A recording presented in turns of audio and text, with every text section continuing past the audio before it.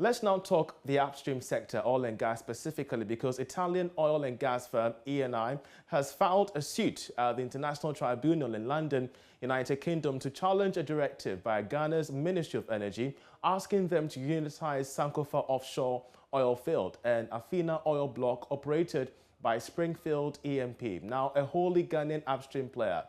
According to Thesaurus, unitization is a joint development of a petroleum resource that straddles territory controlled by different companies. And this in clear form is the explanation to what we're terming the unitization of these oil blocks. And in a statement filed by three renowned lawyers, namely Craig Tivandele, Andrew Cannon, and Charlie Morgan from Herbert Smith Freehills LLP, ENI is seeking 5 release from the tribunal.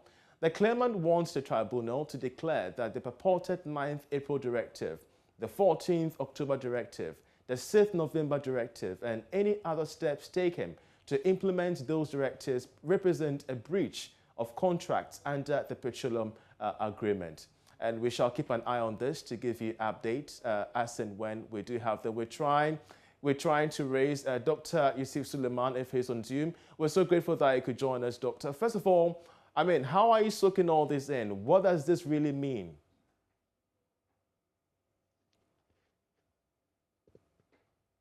Good afternoon, Charles, and good afternoon to the channel viewers. Can you hear me, please, Charles? You're loud and clear. Okay, thank you. This is a very interesting development, and unfortunate one, of course. I wasn't thinking this will go to this extent. I thought we were going to be able to solve this locally, but we always anticipated that there's a chance that it could go international, that is to the International Tribunal. Now, what it does mean is that locally, I mean, we use our laws to ensure that, I mean, ENI and Springfield unitize. And unitization is not a bad idea. It is when fields straddles. When fields straddle, we're supposed to unitize. However, I mean, there are some remotely unitization sometimes can be compelled to happen, in international jurisdiction. However, it is always better and and more reasonable that unitization is done, voluntarily, especially by the agreed parties. Because what normally happens is that you need to share data, and once you are not unitizing and it is not in peaceful way, that means that data sharing is going to be difficult. So I see two impacts. Number one, ENI, I mean, whenever somebody has an upstream player has court issues pending, it is always a diversionary, a diversionary activity that can impact, your way of flow and other things. You remember when Talo had the issue with, Nigeria, I mean, Cote d'Ivoire, how it impacted the production. I mean, upstream player, he has to stay focused, to the extent that they have to have, another mind to be thinking about court issues, whether they are going to win or they are not going to win. It is not entirely good for our upstream industry as a whole. So what I'm trying to say is that this will impact actually, if our upstream portfolio directly or indirectly. The direct impact that I see is the fact that, we are living in an era where we have capital discipline. And then I was thinking that we will have a way of encouraging our existing players to still stay in the industry. And so to the extent that this is now going tribunal, I mean, this is now going international, I think it's not it's not a positive development. But I mean, ENI has legal right. It is within their legal remit to seek redress, in the international tribunal. It's going to be very difficult, I mean, going forward. And we'll see how it pans out as we go forward. Well, just before you leave, excerpts of, the occasion caught the fact that this was a forced unitization. Yeah, clearly, that's what I'm saying. It is almost like a forced one, because a forced one in the sense that, I mean, as I mentioned to you, before fields unitize, and if we confirm that the actual straddle, that they communicate, they have to unitize.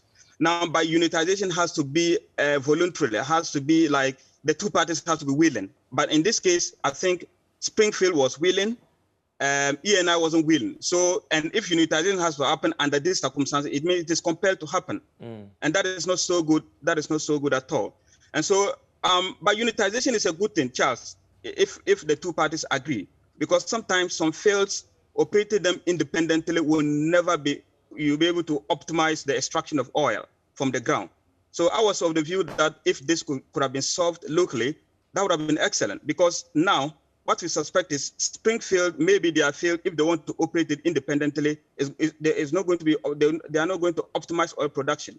And one advantage about unitization also, you can use one field, Charles, to be able to extract oil from another field, from another area.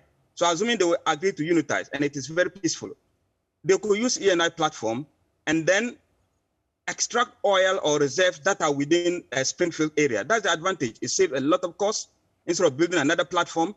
And then the whole thing is that, like I mentioned, one sometimes operating unit independently, you will not be able to optimize. And I think that may be the reason, that may be the problem where, you know, Springfield is in. Right. Maybe the field is confirmed that it cannot be optimized when operated independently unless it is unitized.